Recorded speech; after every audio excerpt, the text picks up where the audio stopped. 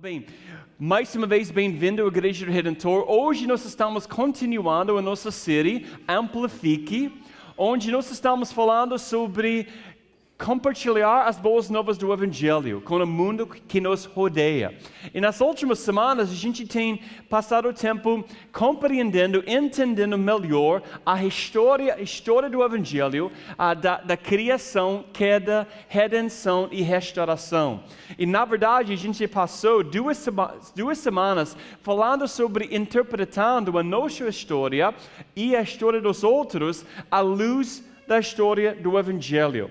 A gente viu que é uma forma muito eficaz de compartilhar as boas novas de Jesus. E a razão é porque todo mundo tem uma história que eles precisam compartilhar, e essas histórias são moldadas por seus amores. E muitas vezes esses amores representam os ídolos das suas vidas, porque no final das contas, muitas vezes Jesus não é o nosso primeiro amor, infelizmente. E assim, introduzindo as pessoas, apresentando Jesus, introduzindo as pessoas a Jesus, os seus ídolos são descobertos, o seu pecado se torna cada vez mais evidente e eles vão perceber a sua necessidade de um Salvador pela graça de Deus, e uma pessoa pode depois nascer de novo. Na semana passada nós demos mais um passo para como proclamação.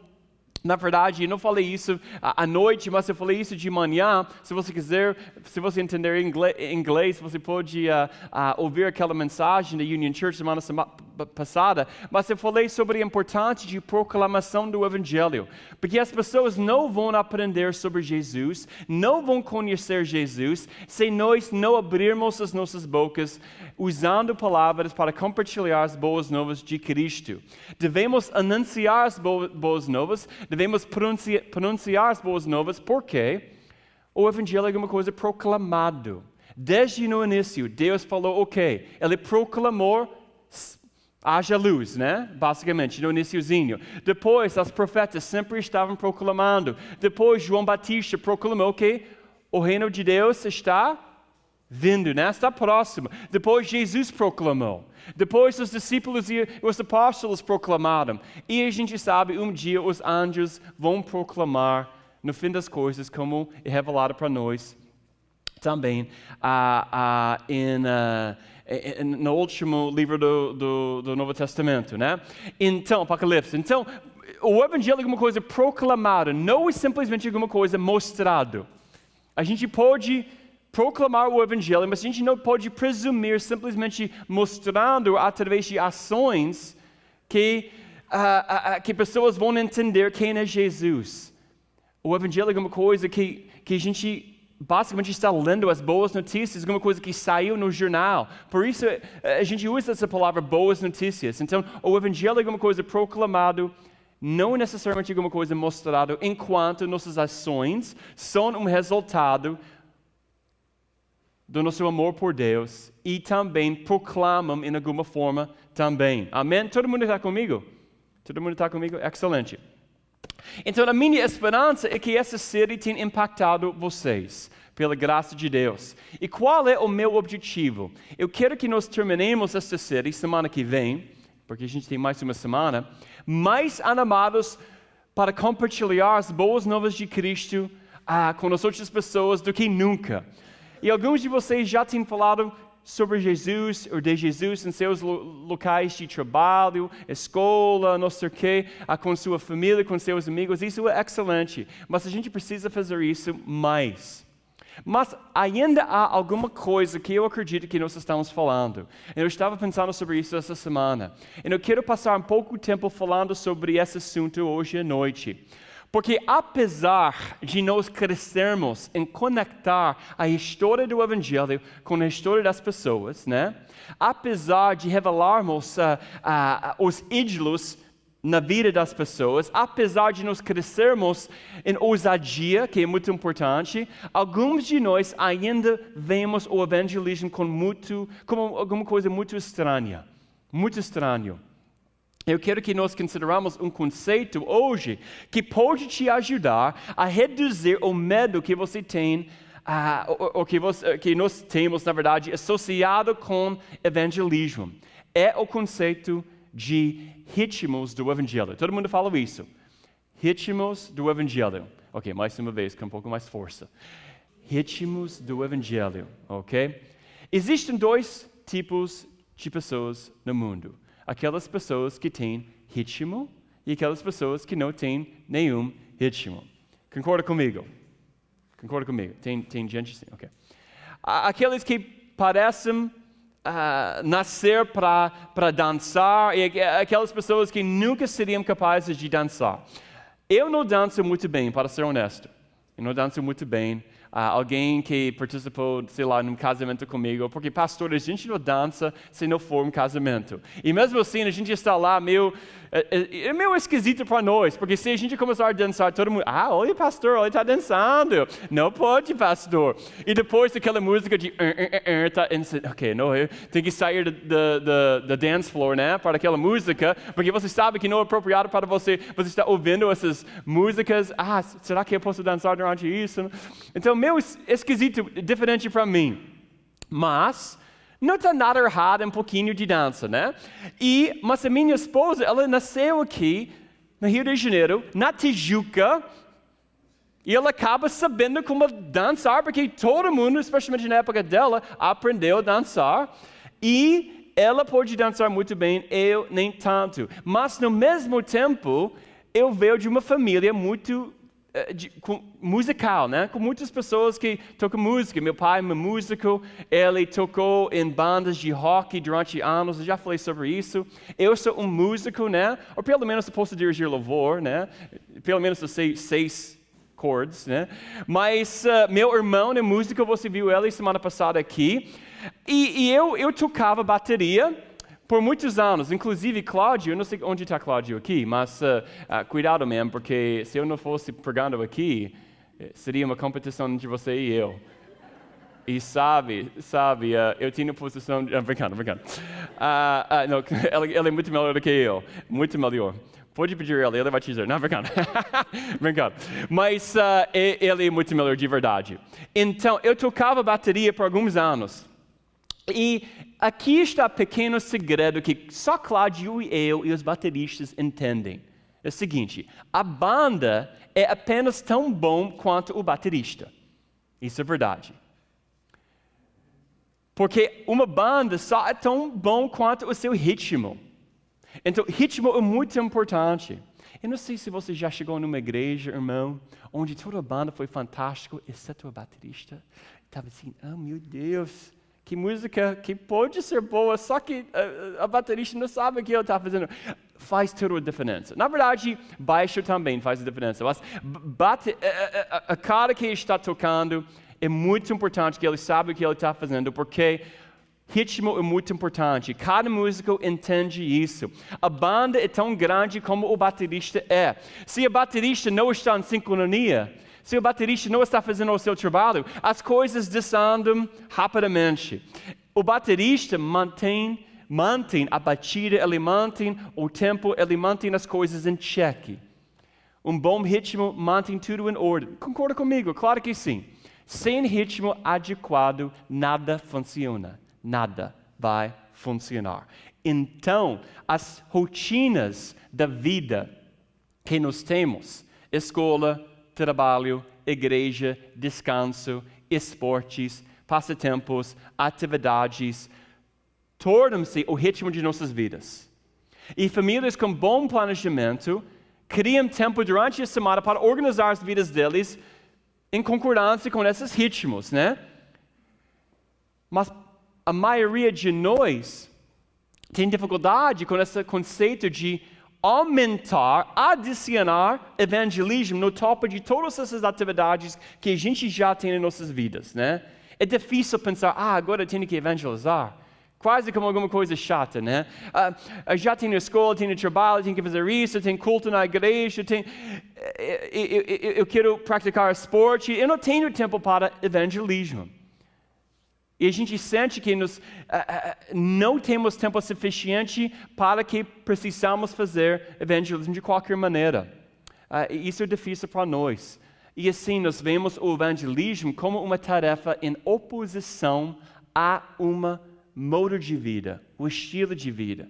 No entanto, a Deus, a evangelização não é um acréscimo. Não é um acréscimo. Compartilhar o evangelho deve ser parte do ritmo regular de nossas vidas. Não é um acréscimo. É algo que já está em sincronia com as nossas práticas diárias e semanais. Uma parte de um ritmo do evangelho maior que Deus deu cada um de nós. Simplificando, quando nós estamos em sintonia com o Espírito Santo, quando nós estamos apaixonados por Deus e as pessoas, os ritmos do evangelho se tornam uma parte da nossa vida. Vivemos os ritmos das nossas vidas com a intencionalidade do evangelho.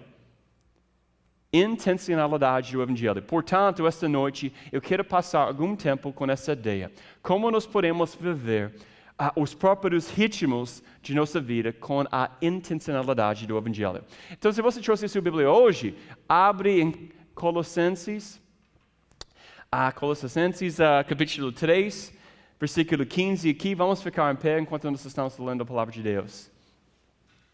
Vamos ler isso juntos, em alta voz, como uma igreja viva. Amém? Que a paz de Cristo habite em seus corações, pois como membros de um corpo, vocês fomos chamados à paz. E sejam gratos. Que a mensagem de Cristo habite entre vós abundantemente, ao ensinar e admoestar uns aos outros com toda a sabedoria, através de salmos, hinos e canções do Espírito, cantando a Deus com gratidão em vossos corações. Próximo slide. E tudo o que fizeram, seja em palavra ou por obras, fazem isso em nome do Senhor Jesus, dando graças a Deus Pai por meio dele. A palavra de Deus hoje à noite. Amém? Vocês podem sentar. Neste capítulo, em Colossenses, o apóstolo Paulo está nos lembrando como nós devemos relacionar com os outros na igreja. E como nós devemos nos relacionar, assim como aqueles que nos rodeiam. Anteriormente, na verdade, nesse versículo 12, que a gente não leu, ele diz à igreja para nos revestirmos de misericórdia, bondade, humildade e perdão. Em seguida, nós estamos incentivados para incluir a verdadeira adoração em nossos relacionamentos. Não importa onde nós estamos. Então, principalmente nesse texto, ele está falando com a igreja, ensinando a igreja o que a igreja deve fazer. Mas também ele está dizendo, tem que se cuidar como você está falando com pessoas de fora também. Em versículo 17, ele nos dá uma orientação incrível para a vida cristã. O que você faz, seja por palavras ou por obras, fazem tudo em nome do Senhor Jesus, dando graças a Deus Pai por meio dele. Vamos ler isso mais uma vez.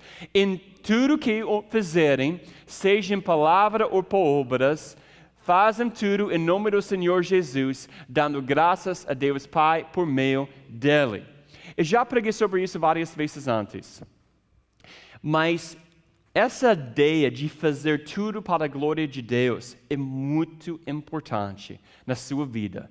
Com respeito do seu comportamento, com respeito da sua ética, com respeito das decisões que você está tomando. Porque a verdade é, a Bíblia é nossa guia, mas a Bíblia não necessariamente fala de uma forma literal sobre qualquer decisão a gente vai tomar a qualquer dia. Ou todas as decisões que a gente vai acabar tomando todo dia. O que eu quero dizer é o seguinte, a Bíblia não vai necessariamente dizer se você deve comprar esse apartamento ou aquele apartamento, esse carro ou aquele carro. Você deve dançar naquele casamento ou não. Quando você está saindo com amigos para happy hour, talvez 5 ou 6 horas da tarde, se você deve pedir uma bebida ou não. Está me entendendo? Porque essas questões não são questões de simplesmente a Bíblia diz, claro que a Bíblia diz que você não deve beber demais, mas tem áreas aqui onde você tem que se perguntar, será que eu posso fazer essa coisa para a glória de Deus? Esse é o nosso padrão. Será que eu posso tomar um vinho com um amigo para a glória de Deus ou não? Será que eu posso dançar ou não para a glória de Deus? O que eu estou fazendo? Eu consigo fazer isso para a glória de Deus? Então, essa é a nossa padrão para muitas decisões em nossas vidas. Vivemos vidas em nome de Jesus para a glória de Deus. Então, esse é o caminho que a gente deve andar. Em tudo que nós fazemos, não negligencie a primeira parte de versículo 17. Em tudo o que fazemos. Em tudo o que fazemos, fazemos para a glória de Deus. Tudo é tudo. Se você olhar no grego, é tudo. Tudo é tudo. Em tudo que nós fazemos, fazemos para a glória de Deus. E isso é excelente. Porque às vezes nós temos convicções sobre alguma coisa, e alguém vai chegar a nós dizendo, você não pode fazer isso, mas você pode dizer, não, eu posso fazer isso, porque Deus me chamou para fazer isso, e eu posso fazer isso para a glória de Deus.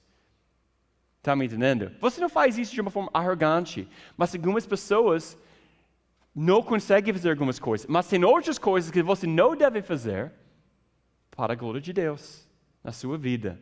Esse é o caminho que a gente deve andar. Vivemos vidas em nome de Jesus para a glória de Deus em tudo que nós fazemos.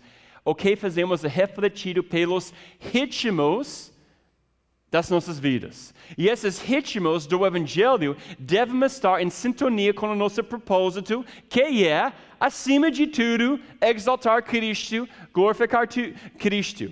Né? Esse é o nosso propósito acima de tudo. Glorificar Cristo, fazer tudo para a glória de Deus. Então, isso significa, quando a gente está falando sobre evangelismo, que nós temos que considerar que compartilhar o Evangelho não é meramente uma atividade, mas um estilo de vida, um modo de vida. Isso é muito importante. Eu posso dizer como pastor, uma das coisas mais difíceis às vezes para mim é ajudar as pessoas a entenderem que evangelismo não é uma atividade, mas um estilo de vida. Que a igreja também não é um evento para participar, mas uma nova forma de vida a que nós estamos cada vez mais conformados. E para nos ajudar a fazer isso, nós temos práticas que ancoram nossas vidas a Jesus. Essas práticas a gente chama ritmos do Evangelho, padrões regulares de vida que são infundidos na intencionalidade do Evangelho.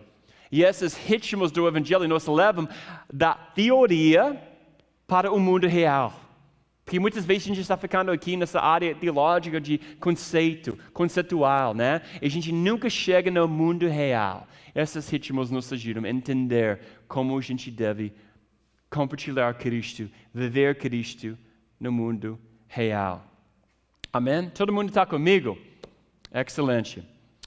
Bom, em certo sentido, deixa eu explicar isso ainda um pouco mais. Como nós aprendemos a viver nesses ritmos, nós estamos aprendendo a viver tudo de novo para a glória de Deus. Para viver esses ritmos é necessário uma consciência ciente de Deus em cada conversa, com cada pessoa, em cada situação, porque nós acreditamos que no fim das coisas o Evangelho muda tudo. O Evangelho muda tudo. Só no Evangelho a gente realmente vai descobrir o que significa ser humano de verdade. Lembra que o Evangelho não apenas nos torna cristãos, mas faz-nos plenamente humanos, como Deus planejou que sejamos. Os ritmos do Evangelho nos mantêm fundamentados em Deus, na graça dEle, na graça nas atividades diárias da vida. Nós estamos aprendendo como fazer as coisas comuns da vida com amor e em poder extraordinário. Então, existe vários ritmos do Evangelho que a gente pode falar sobre hoje à noite, que eu poderia destacar, mas eu quero focar em 5 de uma forma bem breve hoje à noite. 5 ritmos principais que moldam a nossa vida em Cristo para que possamos viver para a glória de Deus e compartilhar Jesus com os outros. Amém? Primeiro é devoção. Devoção. A gente já falou bastante sobre essa ideia, mas esse é o primeiro ritmo do Evangelho. Devoção à história de Deus. Fazemos a história de Deus uma parte da nossa história. Significa que nós valorizamos a nossa vida devocional, valorizamos a oração, valorizamos lendo as Escrituras, estamos em sintonia com o Espírito Santo e nós estamos prontos para ligar a história do Evangelho com a nossa história e também com a história das outras pessoas, que é a forma de evangelismo muito eficaz que a gente tem falado sobre semana passada, ou 2 semanas atrás. Somos formados pela história de Deus e estamos constantemente pensando sobre isso todos os dias. Estamos constantemente ligados à sua história com outras pessoas. Isso é o que nós temos vindo a falar essas semanas. Então, não vou passar muito tempo sobre isso. Segundo ritmo do Evangelho é ouvir. Ouvir. Separamos horários regulares para escutar a Deus. Isso é muito difícil, porque hoje em dia nós temos mídia social, nós temos televisão cada vez mais presente em nossas vidas. Por exemplo, eu vou no centro da cidade e tem televisão lá no elevador. Televisão em todo lugar, todos os restaurantes, nas escolas tem televisões, entendeu? Em qualquer lugar onde eu estou esperando, tem Globo lá, com alguma novela, de besteira lá. Desculpa. mas televisão em todo lugar, né? Todo lugar. Mas o Evangelho está dizendo para nós, a Bíblia diz, você tem que ouvir, tem que passar tempo escutando, tem que ter tempo em lugar secreto, né? Quando nós oramos, nós não só falamos, como nós estudamos durante a oração do Pai Nosso, nós não só pedimos, mas nós ouvimos. E nós fazemos o mesmo com os outros. Há uma razão que Deus nos deu, 2 aqui e 1 aqui, né? Porque é muito importante para nós ouvir. Se você quiser crescer em liderança em uma igreja, a coisa mais importante que você deve aprender é ouvir. Porque as pessoas que conseguem ouvir, irmão, são as pessoas que acabam fazendo uma grande diferença na igreja. Porque, infelizmente, a maioria das pessoas com quem você fala já estão pensando em coisa que eles vão falar de volta. Eles não estão pensando aqui, eles não estão realmente ouvindo de uma forma de refletir e depois responder. Não, eles já têm alguma coisa em mente. Todos nós estamos assim. Mas quando a gente pode evitar fazer isso, né? Cada vez mais, a gente vai conseguir ser grandes ouvintes. Tiago 1:19 diz que nós devemos ser rápidos para ouvir, tarde para falar e tarde para se irar. Escute bem, ajuda a entender onde as pessoas estão vindo, como as pessoas realmente estão, entendeu? Abençoar, nosso terceiro ritmo aqui. Terceiro ritmo do Evangelho é abençoar. Nós, intencionalmente, abençoamos os outros por meio de palavras, por meio de presente, em alguns casos, por meio de ações.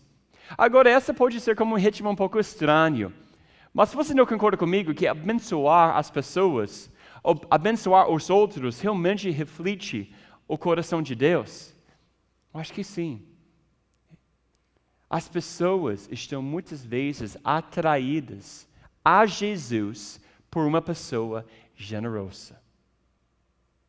E em contraste, são repelidos de alguém que se diz cristão, mas é tudo menos generoso.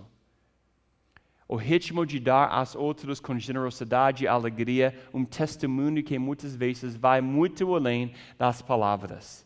O que isso significa? Significa que você deve ser generoso em geral na sua vida, porque Deus foi muito generoso contigo. Significa que quando a gente precisa de alguém para trazer alguma coisa para a nossa festa semana que vem, que você vai falar com a Júlia e a Luciane, ok, eu vou ajudar, porque eu quero ser uma pessoa generosa. Eu sei que a gente precisa de pessoas fazendo parte disso. Significa que você vai participar nas ofertas e dízimos na igreja. Que você quer ser uma pessoa generosa. Quando nós temos alguma coisa relacionada com missões, você quer contribuir porque você é uma pessoa generosa. Mas além dessa questão financeira, também generosidade tem muito a ver também com seu tempo. Passando tempo com pessoas. Pessoas não gostam de às vezes, passar muito tempo com pessoas. Por exemplo, Eu conheço muita gente que falam que eles não têm tempo, mas se você realmente olhar nas vidas deles, quase toda noite, entre 7 e 11 horas da noite, eles estão assistindo televisão. Quase toda noite. E aqueles que não estão assistindo televisão estão na internet ou na mídia social. É assim mesmo. Então a gente tem tempo. Pelo menos uma vez por semana ou 2 vezes por mês, você pode convidar alguém para a sua casa. Você pode desligar o celular, você pode desligar a televisão, você pode focar em comunhão com aquela pessoa que talvez tenha alguma coisa que ela precisa compartilhar contigo. Entendeu? Então isso é muito importante. Seja generoso com seu tempo. Que também a gente vai falar sobre esse quarto ritmo aqui, que é associado com isso, é comer. Comer. Ok? Talvez, isso não parece muito espiritual, o pastor está falando sobre comer, né? Todo mundo gosta de comer, né? Eu gosto de comer. Comer é parte desses ritmos do Evangelho. Nós comemos regularmente refeições com os outros para convidar essas pessoas para a comunidade de Deus, a comunidade dos santos. Em toda a Bíblia, mas especialmente no Novo Testamento, nós vemos a importância de compartilhar as refeições juntos. Não só como um meio de comunidade, mas mesmo como um meio de compartilhar o Evangelho. Em Atos capítulo 2, a gente pode ver em versículo 46, uma das marcas da igreja primitiva foi eles compartilharam, muitas vezes eles estavam comendo juntos. Dia a dia, ir ao templo juntos, partindo o pão em suas casas, eles receberam a sua comida com coração alegre e generoso, graças a Deus. Eu quero ter uma igreja aqui onde a gente está comendo sempre juntos, saindo sempre depois dos cultos comendo. Entendeu? Vamos fazer isso. Não tem razão para não fazer isso. Mas você está um pouco cansado. Tudo bem, às vezes isso acontece. Mas é muito importante para nós passarmos tempo juntos. Talvez você pode ter almoço, se você precisa, não tem tempo depois do culto. Comer juntos com pessoas, e especialmente as pessoas que não conhecem Jesus. Porque um dos aspectos mais negligenciados do evangelismo é evangelismo através de alimentos. Evangelismo através de conversas na mesa de jantar. No Evangelho de Marcos, nós vemos os fariseus acusando Jesus por sair com pecadores na mesa de jantar. E como ele reclinado à mesa em sua casa, muitos cobradores de impostos e pecadores se reclinaram com Jesus e seus discípulos, pois havia muitos que o seguiam, né? E o que acabou acontecendo aqui? Os escribas, os fariseus, vendo que ele foi comer com pecadores e cobradores de impostos, disseram a seus discípulos, por que ele come com publicanos e pecadores? E Jesus, o que ele falou? Ouvindo isso, falou, aqueles que estão bem não precisam de médico, mas sim os que estão doentes. E eu não vim chamar os justos, mas pecadores. É muito importante. Uma forma que você pode ser como Jesus é comer com pessoas que não conhecem Cristo. Jesus fez uma característica marcante do seu ministério. Seu primeiro milagre, transformando água em vinho numa festa de casamento. Também a importância da última ceia, onde ele compartilhou muito na mesa sobre o que aconteceria na vida dele. A mesa de comunhão. E constantemente compartilhando as boas novas com os pecadores, enquanto ele estava compartilhando uma refeição.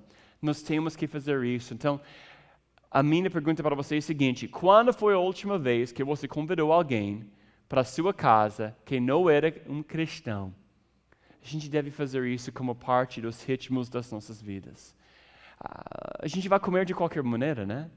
Eu não sei, talvez você seja muito espiritual, está jejuando todo dia, mas para o resto de nós, a gente acaba comendo todo dia, né? Pode jejuar para mim, eu preciso, para ser honesto. Mas a gente vai comer de qualquer maneira. Poderia muito bem se conectar com as pessoas enquanto você está fazendo isso. Amém? O último ritmo, brincar ou recriar. Brincar, ok? O último ritmo do Evangelho é brincar, para nos recriar. Tomamos tempo para descansar, julgar, criar, restaurar beleza, a fim de refletir Deus aos outros. Em primeiro lugar, tudo o que nós precisamos é desabafar, né? Porque nós temos a vida de muito estresse. Todos nós precisamos de encontrar uma saída para liberar o estresse depois de um longo dia de trabalho ou semana de trabalho na escola. Para muitos de nós, isso é esporte, mas para algumas pessoas, eles não têm outlets, um caminho bom para esse estresse, e eles acabam bebendo demais, fumando, ou comendo demais. A gente precisa pensar em coisas saudáveis, né? Aspectos saudáveis, formas que a gente pode realmente recriar. Vivendo fora de um ritmo do Evangelho de esporte significa que nós nos conectamos com pessoas muitas vezes que têm interesses semelhantes. E a gente vai jogar juntos, né? Futebol é uma grande forma que os homens podem fazer isso. E algumas mulheres também. Quer se trate de esportes, música, algum tipo de hobby, atividade, convidamos as pessoas que não são cristãos em nossas vidas e fazemos isso com intencionalidade do Evangelho. Jogamos juntos. Então, esses são os nossos 5 ritmos do Evangelho: devoção, ouvir, abençoar, comer, jogar juntos. Nós estamos formando uma história juntos. Ora, essas podem soar muito simples. Talvez você esteja pensando, Pastor Jay, isso não é muito teológico, né? Não é muito teológico o que você está falando hoje à noite. Mas eu diria que esses ritmos são profundamente teológicos, porque são a maneira que Jesus se relacionava com as pessoas no seu dia. E eles são o meio que devemos relacionar com as pessoas em nosso dia, apresentando essas pessoas a Jesus e também na igreja dele. Amém? O evangelismo não será estranho nesta forma, porque compartilhar as boas novas se torna uma extensão da nossa vida cotidiana.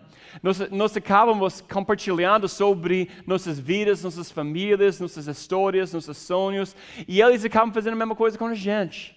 E dessa forma que nós realmente tornar-se em missão, porque em tudo que nós fazemos, como diz o apóstolo Paulo, devemos dar graças a Deus e ser um testemunho para o mundo que nos rodeia.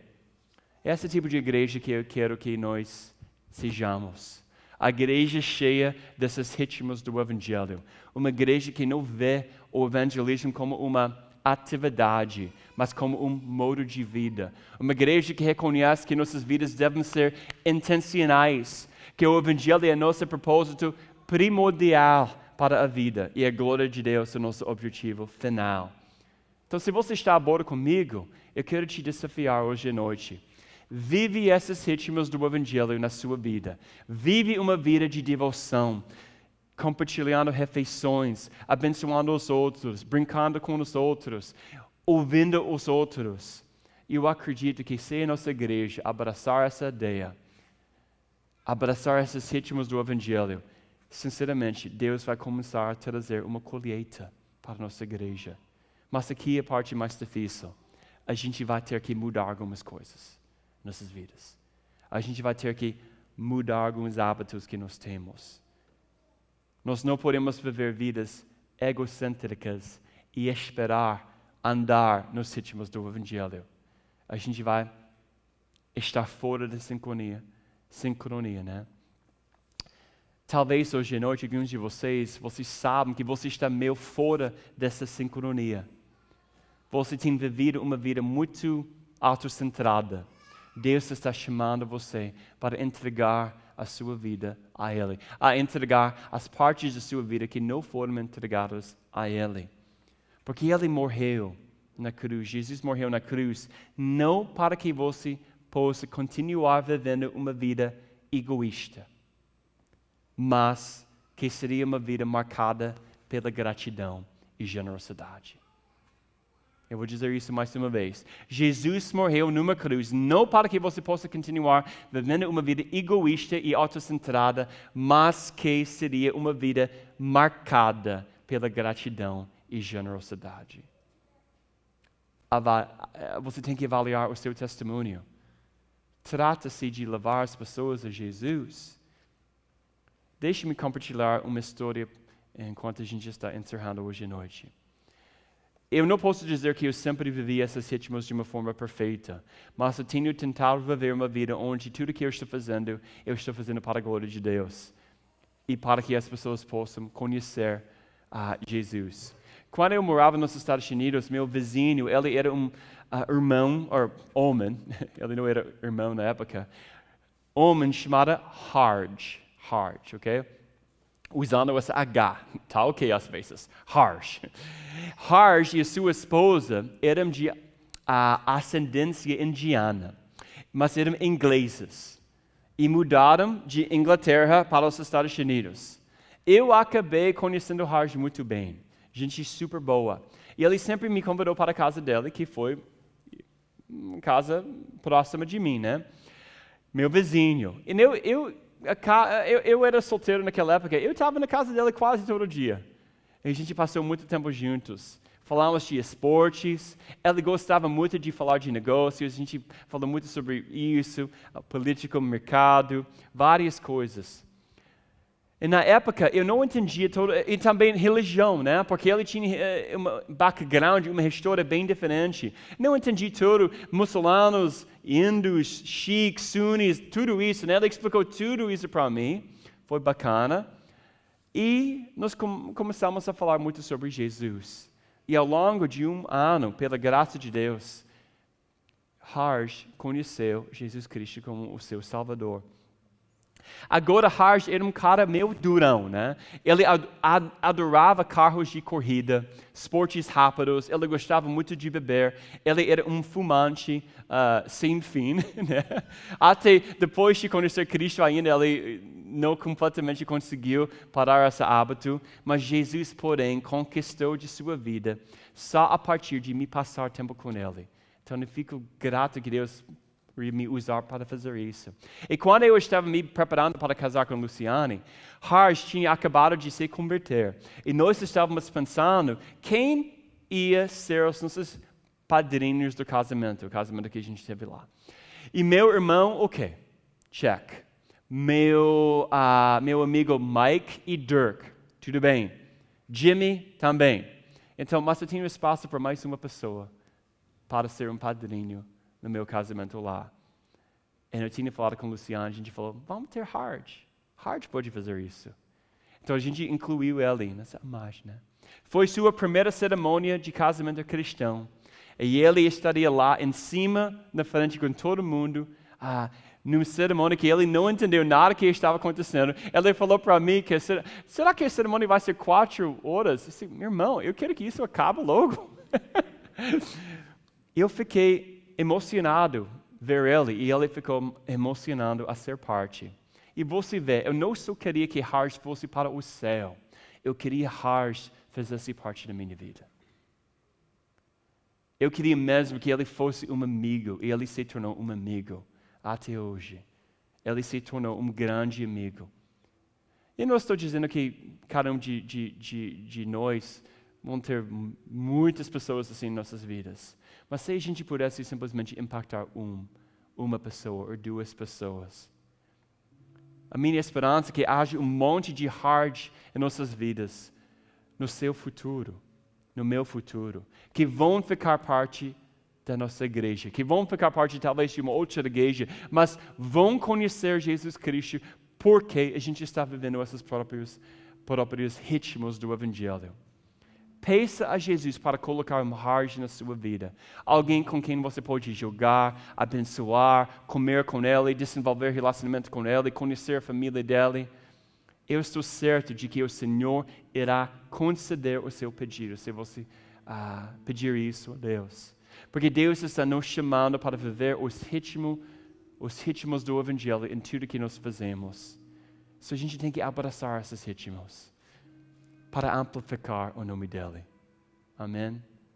Para amplificar o nome dele. A gente não pode esquecer que a gente está fazendo isso porque nós amamos Jesus e Ele morreu na cruz por nós. Talvez hoje à noite você precisa começar com a coisa mais básica ainda. Você não conhece Jesus Cristo. Você precisa conhecer o seu Salvador. Você precisa convidar Ele para ser parte da sua vida. Ele já sabe tudo que você precisa. Ele já sabe tudo que eu preciso. Mas para o resto de nós precisamos entregar as nossas vidas de uma forma onde a gente está abraçando esses ritmos, amplificando o nome de Deus, fazendo tudo para a glória de Deus. Amém? Podemos ser uma igreja assim? Eu acredito que sim. Vamos ficar em pé. Vamos louvar o nome do nosso Senhor.